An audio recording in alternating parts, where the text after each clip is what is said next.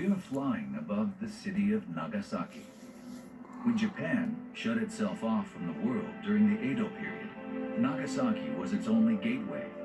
It flourished as a port city until an atomic bomb was dropped here in 1945.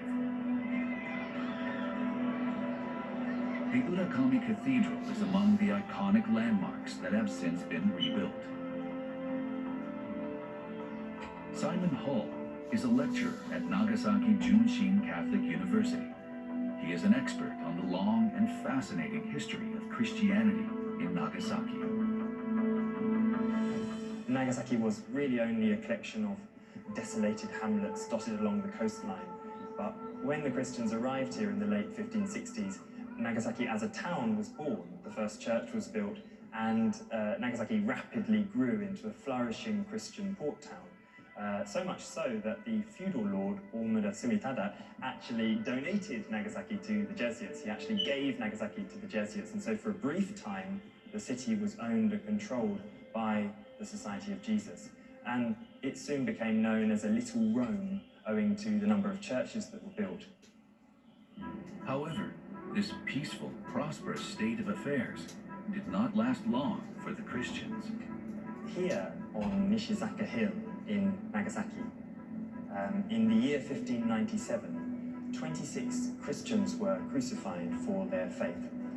They were the first public Christian martyrdoms in Japan. They were crucified on this hill as a warning to other Christians in Japan not to push the ruler of Japan too far, because technically by then Christianity had been banned in Japan.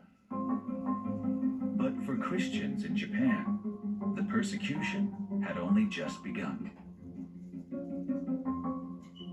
One of the things which makes the persecutions in Japan so distinctive is that although at first they were aiming to kill Christians, to martyr Christians, the emphasis soon shifted away from martyrdom and towards apostasy, that is, getting them to renounce their Christian faith, to say, I am no longer a Christian. And in order to get apostates, what they had to do is to torture the Christians. And so they had a clear choice to all become martyrs or to continue the faith. And they chose to continue their faith. Regarding the question of how they continued their faith, they did so in many different ways.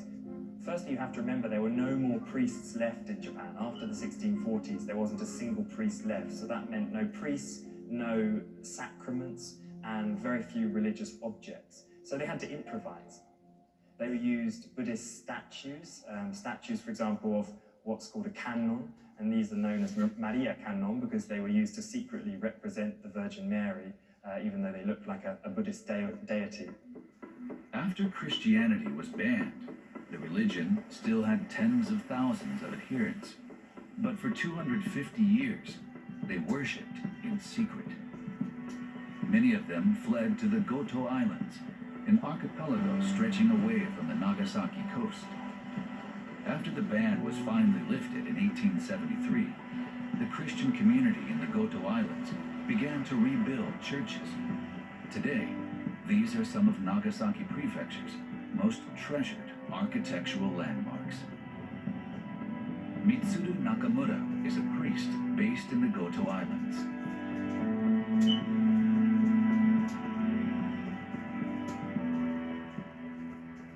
新たにこの土地を開墾したり、漁業に従事したりしながら信仰を守り、同時に信仰を受け継いで現在に至っている。